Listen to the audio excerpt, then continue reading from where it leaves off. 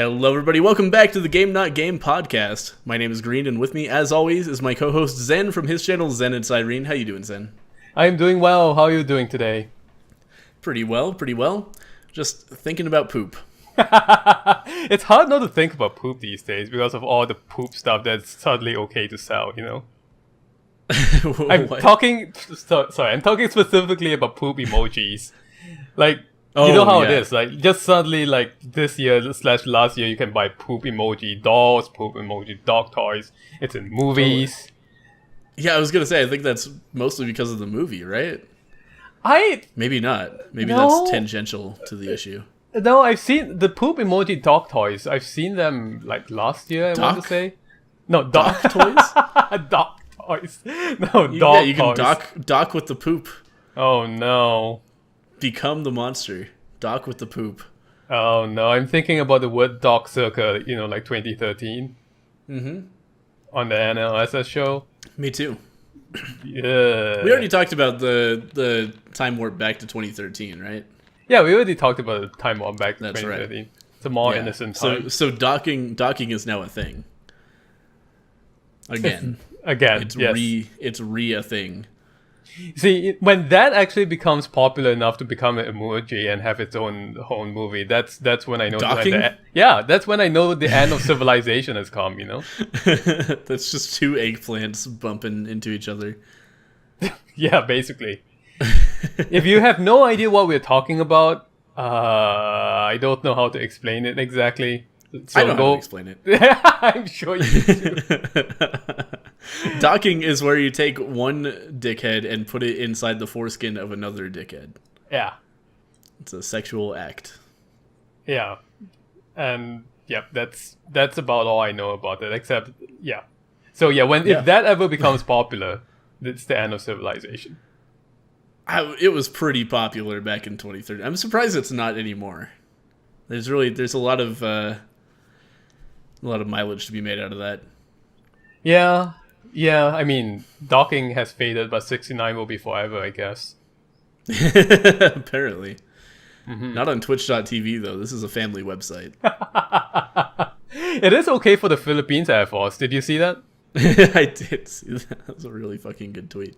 Yeah. Context for this, I tried to get an emote for my Twitch.tv channel, Green9090, and because I am an affiliate and I'm allowed one emote, and I tried to get the number 69 like that 100 emoji with the two lines under it in green, and I was like, it's perfect. It's like Green 6090, which is like my joke name for a lot of people.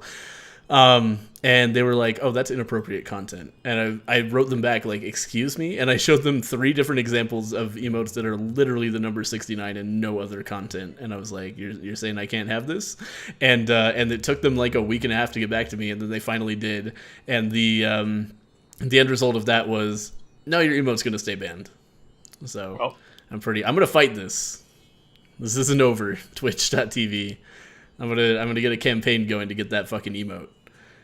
Don't let your memes be dreams, as it says in your channel profile down below. Exactly. Don't let your memes be dreams. But anyway, Zen pointed out that the Philippines Air Force can make 69 with jet planes, so why can't I do it on Twitch.tv? Exactly. Hello, Noah myself. What's going on?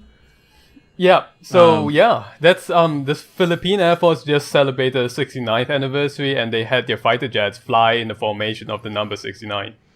Yeah. Maybe I should just make my emote a screenshot of that. I bet that would look great in fucking like, what is it, like 28 by 28, I think is the emote size. Yeah. It would definitely, you'd be able to tell what was going on in it, I'm sure. Can you imagine if, like, I don't know, what's the name of that famous group? Like the Blue Falcons or whatever here in America tried to fly a 69 up in the sky? Talking about the Blue Man Group? Not the Blue Man Group! I'll go look this up. The Blue Man Group in jet planes would be awesome, though. Oh, yeah. I'd watch that. I'd go to Vegas for that. Yeah, they'll just do really, really dangerous skill flight things in which they are flying very close to each other with like loud plastic pipes sticking out the plane and trying to make pass each other close enough to make them hit each other. The problem though is going to be that the planes are going to be painted in blue and they're just going to blend in with the sky, so nobody will be able to see what's going on. That's true. Well, okay. So the flight demonstration squadron I'm talking about is called the Blue Angels. And they are the United States Navy's Flight Demonstration Squadron. Oh, okay, I've heard of that. Yeah. Yeah. I would have seen them do a 69. If they did, that would be, I don't know, no end to noise on social media about it, I guess. Oh, yeah. To start off with. Of course, the Philippines do it and nobody gives a shit. Yeah. American-centric media. Man. So, yeah, that wasn't... Anyway, you want to talk about poop? Yeah, let's talk about poop. Anyway, let's talk about poop. Yeah, this is our intended first story of the night. Really good story. So a woman was on a date with a dude. She was at his flat. This is happening in merry old England, in Bristol. And she clogs the toilet. She cannot flush this poop. It's impossible. This poop is too big to go through that toilet. So she's like, fuck it. I'm just going to throw it outside. So she opens up the window, takes the poop, tosses it through the window, thinks everything is fine. And then she, to her credit, goes and tells her date what happened. Like, yeah, look, there's a poop outside. He's like, all right, let's just go clean it up. They walk outside and see that the window she threw it from is like a two-part deal. There's a window that opens, and then there's like a passage past that window to another window, and that window is inoperable. It does not open. So what she's actually done is just thrown a poop at a window inside the house, and it's stuck there. And he's like the nature of the opening is like a person can't really get in there. But she's like, look, I'm a gymnast. You just lift me in there. I'm going to go in there and retrieve that poop. We're getting that poop out of there. And she goes in, gets stuck with the poop. And the fire department is called out and has to break the window to get her out. You know, that sounds like the plot to a Jim Carrey movie. Totally. It totally does. It's a really good story. It's got everything. Yeah. People laugh, people cry, there's love, there's true love. This guy, after this whole thing, is like, yeah, we'll probably do another date.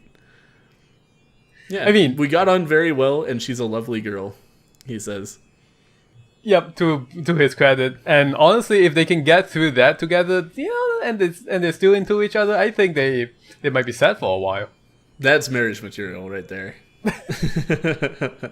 So they have to pay like 400 euros, or the guy whose window it is has to pay like 300, 400 euros to replace this window, and he's pretty poor, so he actually made a GoFundMe to try to get the funds for the new window, and that's how this kind of got onto social media. That's how people found out about it. That's truly a love story for modern times. Absolutely. Yeah. Oh, it's so good. I love it. It's such a good story. Imagine that. Imagine being that woman. You've just first off, you clogged the toilet. That by itself, super embarrassing. Then you're like, I'm just going to throw it outside. And then you're like, oh, I can't just leave it out there. We got to go clean it up. And then you realize that what you've actually done is like permanently affixed poop into this guy's wall. And it has to, it's like somebody's going to have to break that window. And you're like, I'm going to climb in. I'm going to fix this. And then you get stuck there and your face is just next to poop for the whole time you're waiting for the fire department to come and rescue you. It's a disaster. Oh my God. What a horrible situation to be in. Yeah, I would be mortified. Yeah, and then he still loves her after all that. Yep. Wow. So hey, you know what? They'll have a really funny story to tell to their children in the future. Oh, totally. Yeah. How was your second date, Mom and Dad? Well. Netflix and chill gone wrong. Is that why Mom always clogs the toilet? Well, it's been happening for a long time. Is that why I always clog the toilet? Mom, it's all your fault. Got those genes, those big poop genes. Hey, Green. Do you know that this kind of like diarrhea, it's actually a genetic disease. It's not diarrhea. It's the opposite. Yeah, I'm just telling you, diarrhea is a genetic disease. You know why? Oh, okay. Why? Oh. It runs in your genes. All right. Well, thanks for watching the podcast, everybody. We'll be back next week after I've had some time to cool down. No, just kidding. Seriously, pull that shit again, though. And then I'll end up in a window, probably. Pull that shit again, by the way. Completely unintentional pun. Yeah. Hey, yo. My bad. Well, we had a really nice evening, he said. We'd had a meal at a well-known chicken restaurant, had a few beers, and then gone back to mine for a bottle of wine and a film. So they literally were Netflixing and chilling. Yeah. And it all went south.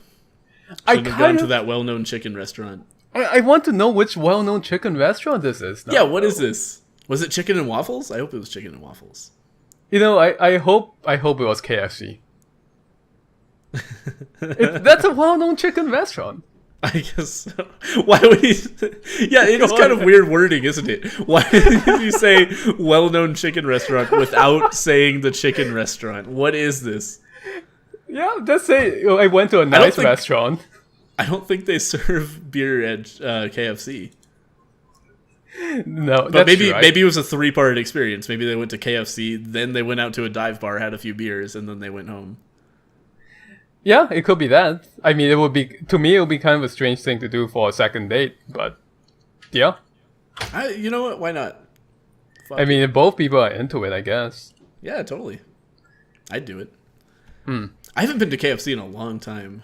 I think the last time I went to KFC, I used to be in the circus, which I guess is burying the lead, kind of. But yeah, really. In between performances, we had a little bit of time to go and get something to eat, and we ran across the street to KFC, and it was good. I was very hungry, so it tasted delicious. I'm not sure how good it actually was. But yeah, when you're really tired from physical exertion and you go to KFC, ooh, best food you've ever had in your life. Well, it wasn't KFC? No, it wasn't KFC, but I was moving last month, and we were so tired, just went to Burger King, was so good. Yeah. Yeah, that's what greasy food is for. Yeah. When you're just exhausted from physical exertion, your body's just like, give me fats, give me salt. Went to KFC too, actually. So it wasn't... You went to Burger King and KFC? Well, it took us like 3 days to move. Oh, okay. Yeah, that's fair to enough. pack up everything and move, so that was a bad time. I just had to move a mattress the other day, and I had to tie it on top of a car, and all I had was one length of rope, and I was just like, well, shit, I have no idea how to do this, so I looked up a trucker's hitch, and it actually worked. I was really nervous the thing was just going to blow off the roof of the car.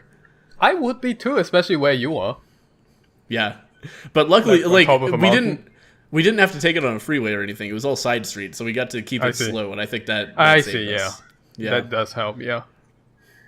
Yep. I mean, I've driven up to where you are, and I don't know how realistic this is compared to the situation you're in, but now I'm just having a thought of the mattress that's kind of tumbling down to the valley down below. Oh, I mean, depending on where you're driving, that could totally happen. We didn't drive out on the rim at all. I see. This was all interior streets. But yeah, there's a place near where I live where you're just driving on the edge of a cliff, and yeah, if that mattress blew off, see you later. It's gone. Yeah, I think it's never coming back. Mac and cheese was salty as fuck at school. Sorry, I thought you were talking about KFC. School lunches. I remember at one point, back in school, we would have provided lunches, and it was like gravy and drips. That's what it was sometimes. That's all. Whoa. Gravy and what? It just looked like bits of nothing and gravy. Like just unidentifiable meat blobs. Oh, so just like a soup kind of thing, but really thick and gross? In a tray, yes. Yeah. Oh, I don't know about that. Man. We had at my school basically a McRib that showed up like once a month, and everybody was really excited about it. That was super good. Wait, you gotta tell me. The McRib I know is the McDonald's chicken. I mean, chicken. Goodness, the pork rib sandwich. Does it have a bone in it or not? No. Oh. Okay, well. Yeah, you eat the bones. It's like that KFC advertising campaign. Oh, do you remember that? Yeah, I remember that, in which he ate the bone too, I guess. Well, no, he thought he did. It's like, it tastes so good, you think it's chicken with a bone in it, but surprise, it doesn't have a bone in it. And the whole advertising campaign, it was people freaking out because they thought they ate the bones. Surprise, it doesn't have a bone in it. That sounds like a bizarro anti-porn movie. Anti-porn. Oh, I mean, not anti as in against porn, but kind of like, like matter, anti-matter. Yeah. Like, no, that's what I was thinking too. I love the concept.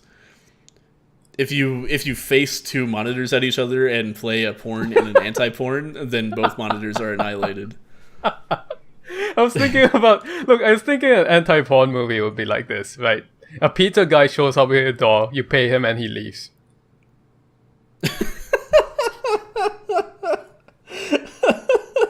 Yeah, I'd watch that. Why not? Just this really hot girl in a low-cut top, and then it's just a completely normal interaction with a pizza guy, and then that's the end. I think somebody should put that on YouTube. I think it would be hilarious. You wouldn't get any advertising money out of it, but it would be hilarious. It's the opposite of porn. You should get extra advertising money from it. Yeah, really. It's completely safe for all audiences. Oh, man. Family-friendly content. Yep. It's a normal scenario where nothing sexual happens. I'm surprised by now that nobody has come up with the term NSFA, not safe for advertisers. Oh, well, there we go. Coined here on the Game Not Game podcast, NSFA. Yep, hashtag that. God, that is a fucking disaster. It really is. YouTube, all of my YouTube friends are just like, man, this is horrible. Like, you can just randomly not make money from a video. Yeah. Awful. Yeah, but we talked about that at length in the last episode, so I guess that's true. We did do that. But it is still a problem. Surprise. It is. Right. Well, what's the next thing you want to talk about?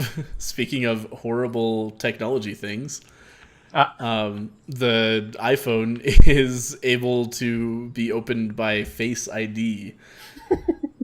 And that, understandably, I think freaks people out because it is, it's like, imagine the police wants to get into your phone and you've got it locked. Like, the way that worked the last time that was a big news thing was they were trying to, like, get Apple to, create a backdoor into their own software, and turned into a multi-million-dollar legal battle with the U.S. government.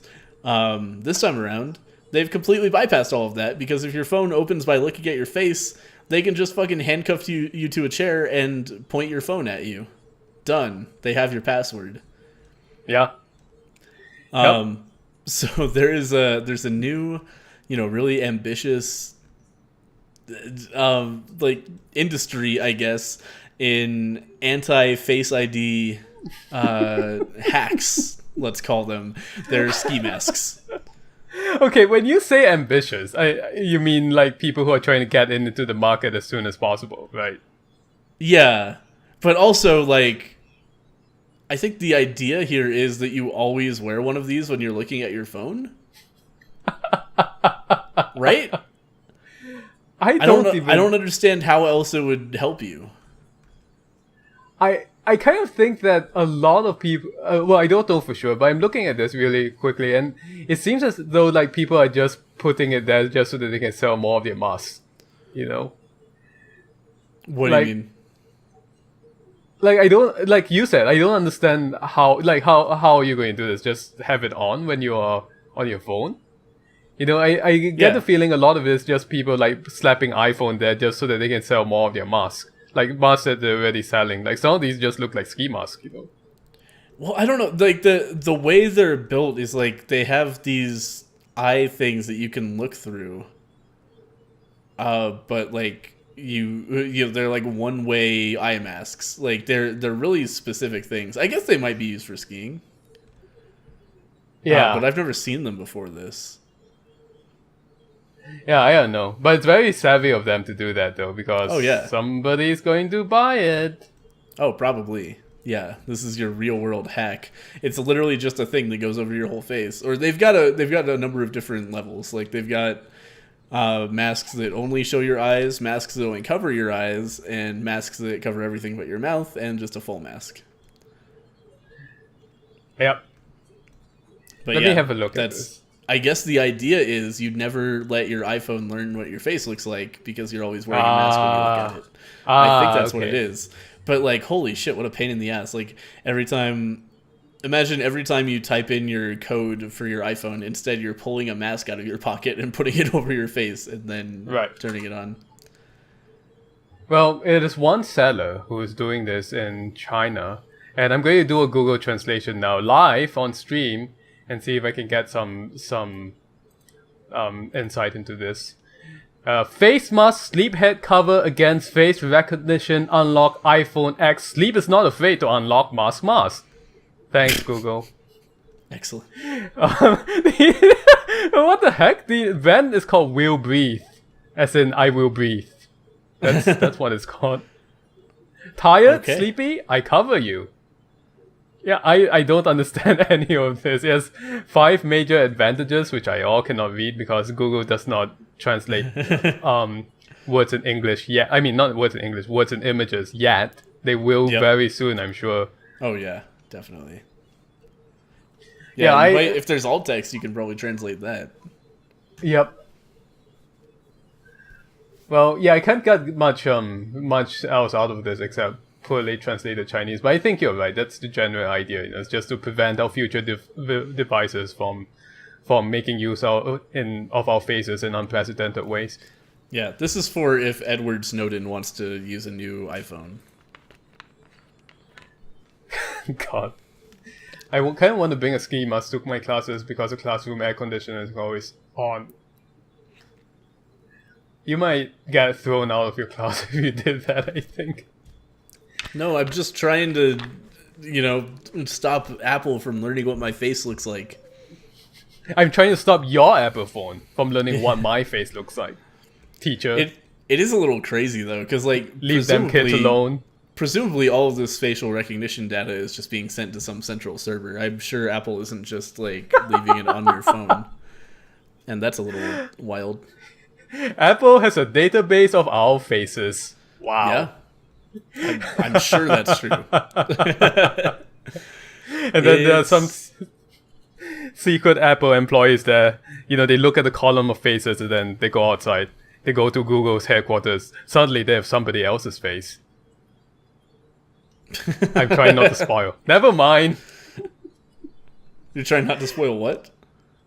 I'm trying not to spoil a certain very popular fantasy series. Oh, okay. I gotcha. Yeah. But you know what, though? I think that... Do you remember those kind of bad action movies from the 90s called Face Off? In which Nicolas Cage and John Travolta basically exchanged faces? Oh, I've heard of it. I don't think I've seen them. Yeah, now we can have Face Off 3 with iPhones. There you go. Finally, it's time to reboot that series. It is. Netflix is going to pick it up. I want them to actually star Nicolas Cage in it if they did that. Yes! They have to. Oh, man. I have no idea where John Travolta has gone off to nowadays, actually, come to think of it. I hope he isn't, in a crypt somewhere at the bottom of Scientology headquarters. Yeah, I don't keep up enough with actors to have any idea what's going on with those dudes. Okay, John Travolta is now, the last thing he did was to star in an anthology series in an episode about the People versus O.J. Simpson. So he's still stuck in the 90s somewhere. Okay. That poor guy. He's in the same time rift that Bananasaurus Rex and Zero Doxy were stuck in earlier. Yeah. Yeah, he hasn't done anything, really. In the last, 15 years.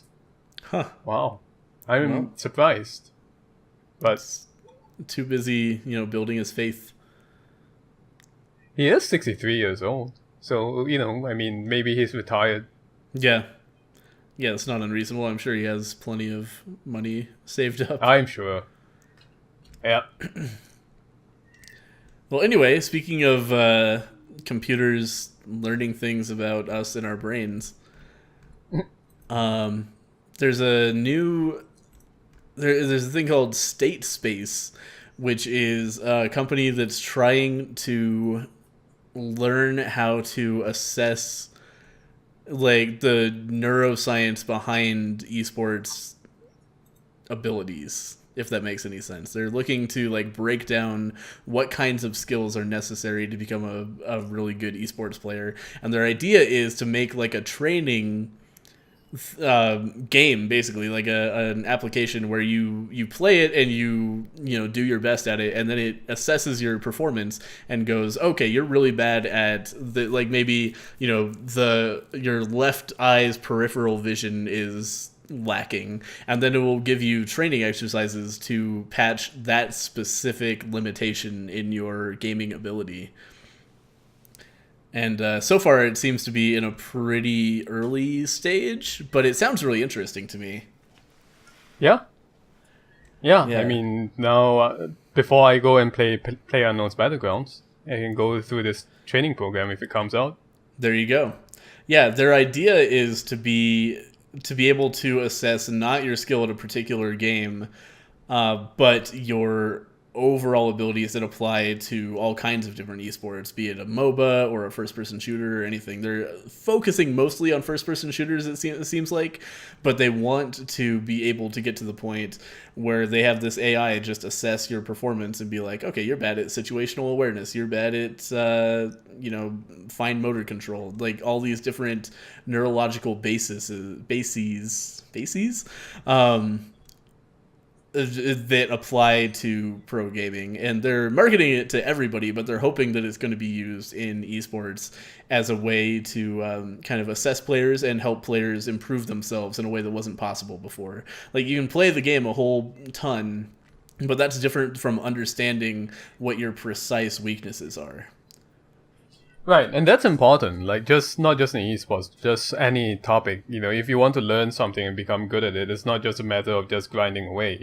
It's a matter of finding your weaknesses and then targeting those specifically.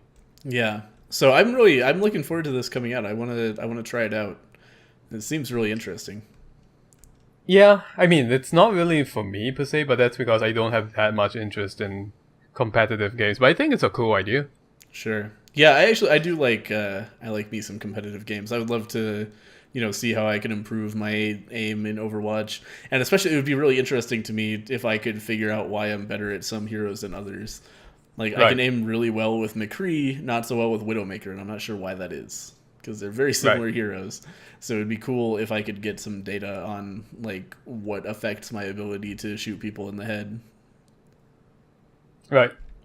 But yeah, interesting. I thought that was just a cool little thing. So this is it's called, the company is State Space, and they're making Aim Lab is the product. It's launching into beta just now, apparently. So okay. You may be able to get it on Steam. I'm not sure, or at their website. Maybe. On Steam? I'm not sure. I don't. Interesting. Actually, maybe not Steam. I think I lied. Yeah, okay, so you can sign up for beta access at statespace.gg. GG. That's a good TLD. Yeah. That's what Discord uses, right? Discord.gg. Does it? Oh my god, it is. I think so. Why did I forget about that? It really is a good TLD, or whatever they call that, like the domain extension. Yeah, the domain suffix or whatever. Yeah. By the way, this is not exactly related to the service itself, but it's just going off something that you said. So we have third-person games, and we also have Dota. I mean MOBAs, right? Yeah. One other popular card games, of course. I was thinking there had to be another genre of games in which there's a big competitive scene. Then of course, card games. Yeah. But that's less twitchy. Yeah, there's also RTS, which is kind of, it's similar to MOBAs, but kind of very different in the kinds of skills you need. So you're talking about StarCraft, right? Basically. Yeah, StarCraft versus Dota, basically. Right.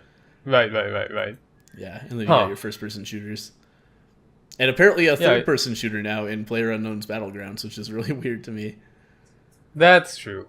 I think there are... Someone can correct me if I'm wrong about this. I think there are first-person only servers. There are, but I don't think that's how they do the esports version of it. No. Which is crazy, because like third-person games are so fucking... Like, you can do all kinds of ridiculous bullshit, like just stand next to a door and see through the door. Like, stuff like that. Like, third-person games just heavily encourage camping because of stuff like that. So I'm really surprised that it's getting that much traction in that gameplay style. Oh, I mean, PlayerUnknown's Battlegrounds actively... I mean, people still camp in toilets. That's a big problem, and was in the actual tournament, right? But totally. They do... Yeah. Yeah, but the whole conceit of the game is that you are forced into an encounter eventually. Yeah. Right. Yeah, it's just, it makes it...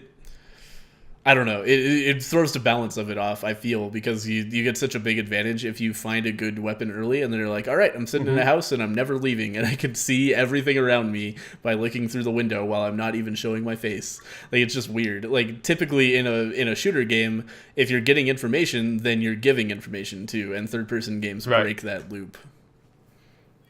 The thing is, there is this long article, and I wish I had it for you right now, about PlayerUnknown's Battlegrounds and how people are clamoring for it to become an esport, but they themselves don't think it's ready. But because of that pressure, they're trying to do it anyway. Yeah. And it's difficult for a game like that. Yeah, I really don't feel it's ready because there's still shit like some players just don't see walls. And don't experience walls. Like, you could just see a dude floating in the air, crouching behind a cover in his own mind, and you just see him and you just shoot him while you're standing on the ground. It's really fucked up. Or, even more egregiously, you can just drive a car over people who are inside a house and never see the house. Right. And, other than the technical issues, there's the whole idea of, basically a lot of esports games that are not Hearthstone, right? It's not about randomness, it's about Dota is always the same field, basically, so on and so forth. So, and PlayerUnknown's Battlegrounds, in fact, thrives on its randomness. That's how it generates stories which are entertaining for the people playing or watching. Yeah. So, but that makes it more difficult for making it good and fair for esports, right? It's a really weird esport for a number of reasons. Yeah, it doesn't... Like, just the fact that you need so many players to fill out a match is weird.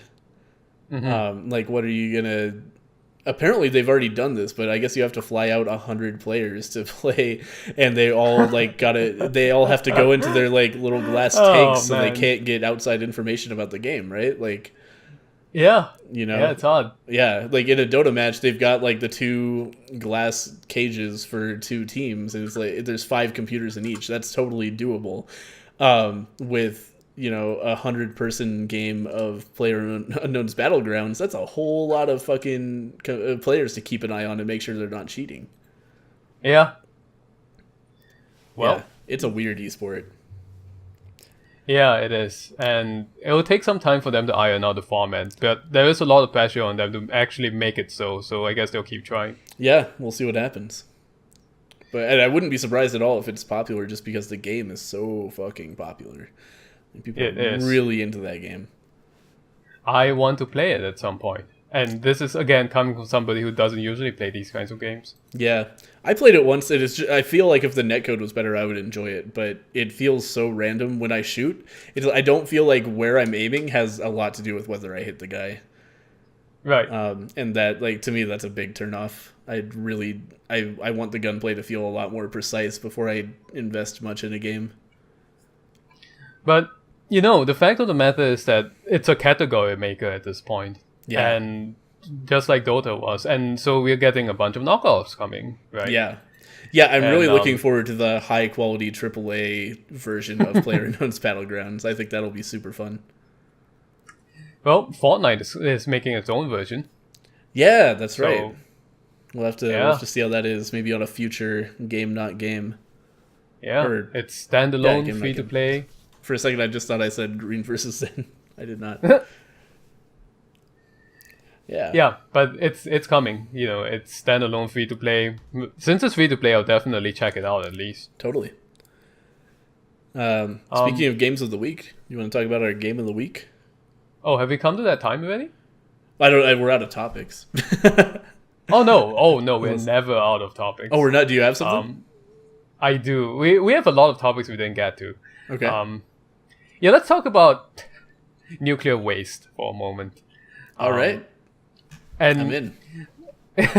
Yeah, I'm in. So there was a question a while ago. I'm reading off the Atlantic here about what you're going to do with nuclear waste. Like, it's dangerous stuff, obviously. Yeah. And let's say in the future, in which a lot of our, let's say for example, in the future in which there are forgotten nuclear waste depositories somewhere and the records are all gone about it. How do you warn people about that? So there was this short-lived academic subfield called nuclear semiotics in the 80s to answer this question. Their proposals included giant menacing stone spikes and cats genetically engineered to change color when they're exposed to radiation. Yeah. The idea was that if you were digging and you saw that your cat suddenly changed its color, you should stop. Because in the future, all people will have cats with them at all times. No, yeah, the idea behind it was they specifically said, okay, so here's what we do. You gotta seed local folklore and make sure that there are legends about glowing cats being terrible, like, foretellers of evil. And then, like, so you make it, then you have a race of cats that's going to glow when they find radiation, and then presumably, hopefully, like, near that area there will just be a bunch of glowing cats and it'll freak people out and they won't go there. Yep. What a roundabout solution to a problem. There's a lot of things that have to go right for that plan to function. It is. There are a lot of things. The cat is one thing, right? They say, hey, you know what? Don't stop digging if you see your cat change color.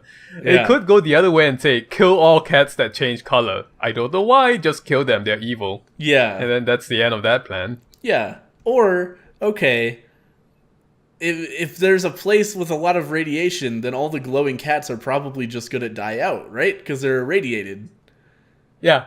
Like, like there's not going to be like a population of glowing cats living in the radiated place. They're just all going to be dead cats. Yep. Yeah, I don't know, man. Yeah, but it'll be interesting to see, like, I don't know if this ever happens, like, there's hieroglyphics or sketchings of glowing cats, like folklore about cat monsters. It sounds like a really stretched sci-fi short story. It does, actually. I was just thinking about that. Like, just one of those premises where you're like, I don't know if that makes a lot of sense. Man, did you read a lot of sci-fi when you were younger? Not a ton, but some. I read a lot of sci-fi when I was, like, from the age of 18 to, like, 22. Okay. Just read, from modern sci-fi. Back then, what was modern sci-fi? All the way back to, like, the 1950s. And I wanted to write my own sci-fi stories, as you will, right? So I went and read this book about how to be good at writing sci-fi stories, right? And they had a list of cliches. And one of them was, do not write a story that ends, they were really, number one, Adam or Eve, or number two, Jesus. Because that shows up a lot in sci-fi. Yeah, totally. Yeah, like this alien person going from planet to planet. He was actually Jesus while he was on our Earth. Oh, yeah. But, he's like another religious figure on another planet. That's very common, apparently. Oh, yeah. That's a real thing that people believe, is that, like, Jesus was an alien. Aliens helped the Egyptians build the pyramids. There's a lot of... That's a really common thing in, like, conspiracy theory kind of circles. Oh my god. What if Jesus was seeded by an alien civilization to warn us against fanaticism, but it went wrong? Yeah. What a unique idea. Yeah, I'm going to get my quill pen out right now, and then I'll send it off to Asimov magazine. It actually reminds me of a book that I'm reading right now. Have you ever heard of A Canticle for Leibowitz? I have, and I've never read it. It's good. I've been enjoying it a lot. It's about a post-apocalyptic world in which nuclear war happened, and one of the few surviving institutions is the Catholic Church. So you've got all these monks that are like, studying the pre-war period, and there's a scientist, like just a normal, ordinary scientist dude, who they're trying to canonify. What is the term? They're trying to make him a saint. And they find relics that are by him, like a fucking a central item in this world is they found a blueprint by him that was for some electrical circuit, and they have no idea what it means. Like, they have literally no idea what electricity is. It's like they're like, this must be some sort of like metaphor for human emotions or thoughts or something. Like, they don't know. They don't understand what a circuit could be for, but they want to preserve this stuff, so they have people who like painstakingly copy blueprints, like, fill all the space with blue ink and leave the white lines, and to like preserve these relics of the past. It's really it's a fascinating world that the story takes place in. And I should check it out. Yeah, the main character like works on an enlightenment of is that what it's called? An illumination of blueprint, and he's like using gold leaf and drawing cherubs and shit on it, like doing this, doing the ancient Catholic Church stuff where you like make a really pretty reproduction of a thing, but it's of this fucking electrical circuit diagram. It's great. It's a really fascinating story. I feel like that's a contemporary of Isaac Asimov. Who's the author? Great question. Walter M. Miller Jr. It was It was published in 1960. Yeah, he was a contemporary of Asimov then. Yeah. Yeah. Because I keep hearing that, I have heard that name being thrown around, the name of the book, not the author, and never got around to reading it. Yeah, I'm enjoying it. It's kind of dry by sci-fi standards. It's not really sci-fi. It's because they don't have any technology, but it's just an interesting future hypothetical situation. The reason I thought about it was talking about Jesus in sci-fi. Yeah, it's such a recurring motif. Even like Ray Bradbury got into it, like all people. Like, he did. It was I forget which story it was. He wrote a lot of short fiction, and this is not the ones that became like a movie or you have to read it in school or anything. Right. Yeah, I probably haven't heard of it. I read several Bradburys in school, and I didn't really ever care for him that much. I might have a different opinion now, but at the time it was kind of dry and absurdist for me. That's really interesting, actually, because when I read it, like, I read a lot of science fiction, and there's like stuff like Rama, like Arthur C. Clarke, right? The science fiction author Arthur C. Clarke, who's just super technical, and it's interesting on a technical and scientific point of view, but I found that so dry. And then when I read Bradbury, it was like, okay, well, it's very humanistic, there's not much science in here, but it felt like the opposite of that. Yeah, I wasn't a huge reader when I was younger. And when I did read, it was stuff like I loved Hitchhiker's Guide to the Galaxy. It was one of my favorites. Oh yeah, stuff like that. And so like things that weren't uproariously funny were just kind of like, I'm not super into it. I was a stupid kid. Well, I was a stupid kid too. As anyone who has seen my science fiction poetry would know. God. Oh man, I want to read that. That sounds great. That will forever remain undiscovered, I think. Everybody go petitions and releases science fiction poetry. Ugh. Yeah, I'll start a Patreon. If I get like, $5,000 a month or something, I'll release all my bad poetry and you can laugh on it. There you go. It worked for Drill on Twitter. Wait, what? Oh no, he just has a Patreon. He didn't release any secret stuff or anything.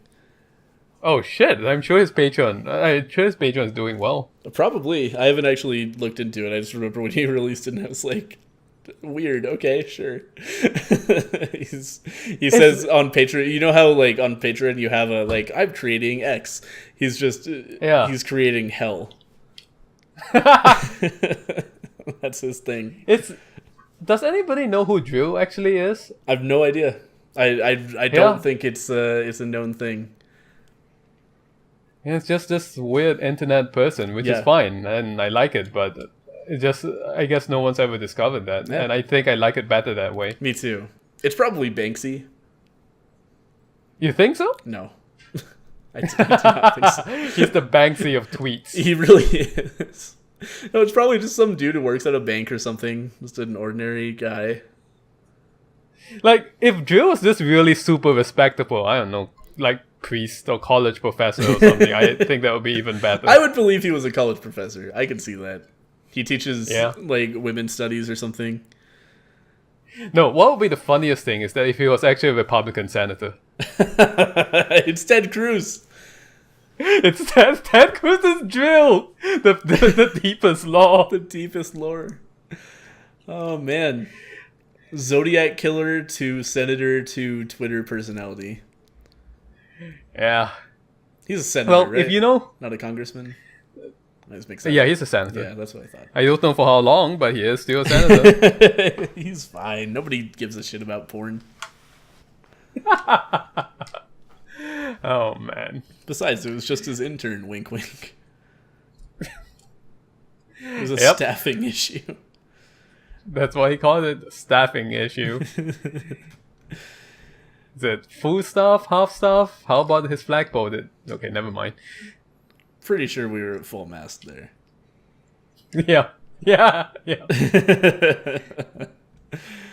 Anyway, we'll talk about Tomb Raider. Yeah, let's talk about Tomb Raider. Alright, so Rise of Tomb Raider is a video game about being in an icy wasteland and learning Russian. That's the central premise of the game. No, it's very good. It's a fun, like, kind of like silly third-person shooter where you go around and, you know, do a lot of crafting. There's a lot of, you know, you pick up wood and feathers and whatnot and use it to improve your guns and and just kind of like craft your way up to being a god. And there's a lot of dank lore. You know, if you watched my stream, then you saw a major plot twist that I guess I won't spoil on the podcast. But yeah, it's the sequel to, I think, the first ever Game Not Game that we did, which was just Tomb Raider, not to be confused with Tomb Raider 1, like Secrets of the Lost Ark or whatever the fuck that was called. It's the gritty reboot of Tomb Raider, and I think we actually both really enjoyed that one too. Yeah, I only played like basically the very first half of the tutorial because I didn't have time. Basically, I went through the Syria stage. Yeah. But, you know, I enjoyed it and I want to play it more if I had the time. Yeah. It felt to me like playing an action movie with those stupid video game progression things that make you want to go a little bit further. Yep. Absolutely. Like, that's... yeah. So, yeah, it was like... It almost scratched almost like an Indiana Jones itch. Sure. I guess you could say that. Yeah, those pulpy tomb raiding movies, you know? Yeah. Yeah, there's a lot of, you know, they try to put some, like, you know, some background lore in. You continually, I ignored a lot because I was streaming and I didn't want to go that slow, but you continually find, like, little manuscripts from thousands of years ago where people are talking about, you know, what they're up to. And so it almost does, like, kind of an Assassin's Creed style story, you know, like, it's very... You know, the idea in this game is that Lara is after the divine source, which is some sort of source of immortality, and she's learning about it from ancient manuscripts and shit. And, you know, if she can get her ancient Greek level up high enough, then she can read monuments about it. It's very one of the weirdest things about this game to me is like all the weird little RPG shit, because there are many different languages that you can, quote unquote, learn in this game, and it's all about like if you find a little collectible hidden in the back room that's like this Russian manuscript, then you can read it and you get like 15 Russian experience, and then you can level up. We got to level 2 Russian on the stream, and we found a monument that you need level 3 Russian to read, so we couldn't read it. And that's like a central part of the game, it seems like, and that's really weird to me. Yeah, it's like you said, it's like an RPG thing. There's also this weird like card collection layer to it as well. That's super weird. There's apparently I meant to try this out. I'm not sure if you're allowed to play this until you beat the game, but I didn't look into it. But there's an expedition mode apparently, which is like a score attack mode. To my understanding, again, have not played it, but in that you can like use these cards that you get in random card packs, like Hearthstone style. And to get the cards, you need to earn currency in the game. And I did that by having played Life is Strange and Thief, which are other Square Enix games. And then you get your currency, and then you can buy packs of cards, and there are like different tiers of packs of cards, and then you open it up, and it's like you get cards that are things like, this gives you like 125% score multiplier, but you can't heal in combat, for example, stuff like that. Really bizarre like gameplay changes. And if you do shit in the game, like we went hunting laptops because we just fucking hate data, and we had to kill all these laptops. And after we killed all 10 laptops, then we got some in-game currency to spend on cards. And I thought at first this must be a microtransaction thing. That's not the case at all. You can't spend money to get cards. It's just this weird card opening game loop to try to hook people who have a gambling thing. Yeah, it's the thing to do now in video games. Absolutely. Apparently. Right, the most popular video game in the world, it seems like now, Battlegrounds definitely has that layer in their loot boxes. Yep. And even our next game of the week, next week, Cook Serve Delicious 2, has a loot box simulation. Yeah, that's wild. I can't wait to see that. I haven't actually played Cook Serve Delicious 2 yet, but I'm looking forward to getting some dank like tater tots out of my loot box. It's actually like furniture for your your own restaurant mode. Oh, okay. I was just hoping randomly unlock furniture. I was hoping for different skins for foods. Like instead of French fries, you get the tater tot skin to put on it. That would be funny, actually. Yeah. But anyway, so yeah, Rise of the Tomb Raider. It's interesting. It's in the Humble Monthly bundle, I think, still to this day. Hopefully, by the time the bundle it rolls over the first of the month, right? It rolls over on the first of the month, yes. Yeah. So you, from the time this recording goes live, you still have roughly a week. Yeah. So you got until the 1st of November October to check that out. And for $12, I recommend it. It's a well polished game. I found the combat a little bit silly sometimes, but it was always fun. Like it's one of those games where it makes you feel really powerful because like, you'll go into an installment with like 15 enemies and just pull out your bow and shoot a guy, and everybody else is either completely unaware of it to a ridiculous degree, or they look at it and they're like, wait, there's somebody here, and they just like stand stock still so you can just shoot them too.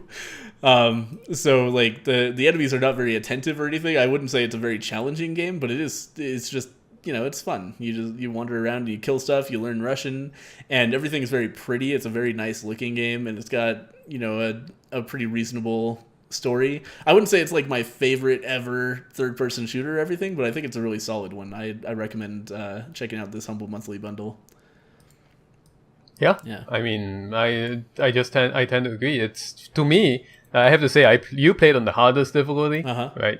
I decided to play it on the easiest difficulty. And it's not like I didn't get into very much combat, because combat was, at least where I was up to, wasn't that much. Yeah, it took me so long to get to the point where I was fighting shit, but it seems like it does pick up eventually. Yep. Do I always say, can gacha mechanics stay out of full price games, please? I've had enough disappointment in my life. Yeah, I kind of agree with that, but luckily this one seems pretty peripheral to the actual game experience. Like it's not, I don't feel pressured to be seeking out this currency. That's only if you're super into the game, I guess, which I doubt I will ever get to that point. But yeah, it's a weird thing. Yeah, me too. That's why I'm gonna stay away from Destiny 2. Actually, is because of those fucking like buyable loot boxes. That's so annoying to me that you can buy random game advantages for $10. Yeah, I mean, I think it's fun, but I wouldn't buy a full price game that then leaned on its a lot on its loot box mechanics. Totally. Yeah, I mean, that's not something that's too interesting to me. Yeah, I feel like it poisons game design. As soon as you're at the point where you can pay money to get gameplay advantages, then you're no longer designing the game to be fun to play. You've got, there's going to be an implicit bias toward designing the game into annoying the player to buy stuff. But I think we've talked about that in the past. Yeah, I mean, basically, what I said was, or what I think. I can't even talk anymore. The point is that free-to-play gameplay advantages that are buyable, bad. Free-to-play costume things in which you can dress out as the Michelin Man or whatever, that's fine. Yeah, agreed. As soon as you get to the point where it's affecting gameplay, that's going to poison your design of the gameplay. But if it's cosmetic only, that doesn't really matter. Right. Anyway. Our next game of the week? Yeah. Cook Serve Delicious 2. Cook Serve Delicious 2 just came out. Very exciting. Cook Serve Delicious 1 was awesome. We both enjoyed playing that on Green vs. Zen way back in the day. I think that came out 2 years ago or something. 2 or 3 years ago. Oh, no. That came in 2013 as well. 2013? I know... I'm pretty sure. Because I know this because I actually went to look at the email that I sent to Chubbikins a long time ago. Because I actually requested the keys for that episode. Yeah. So, and then after that, I found a way to contact him after that. So yeah, September 2013, almost a week to the day, actually. Wow. Well, yeah. So yeah, long-awaited sequel to Cook Serve Delicious 1. Sounds like it's really cool. He's been working on it and showing progress with the art and stuff for a long time on Twitter, and I've really enjoyed watching the game come together. Super looking forward to checking it out next week. So if you're interested, you can play that along with us. Check it out on Steam.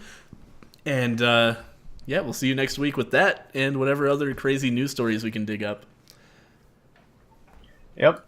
Be sure to go over to Green 1990's channel, follow him, subscribe to him, make Twitch know that, there's force behind the 6090 army. Yeah, petition Twitch to allow my emote. Yeah, basically. But also, go over to Zen's YouTube channel, youtube.com/Zen and Cyrene, to see all of his crazy stuff. Also, half of the podcast VODs, if you happen to be listening to a VOD right now, that's where you'll find next week's. And we'll see you guys next week. Bye, everyone. Thanks for watching.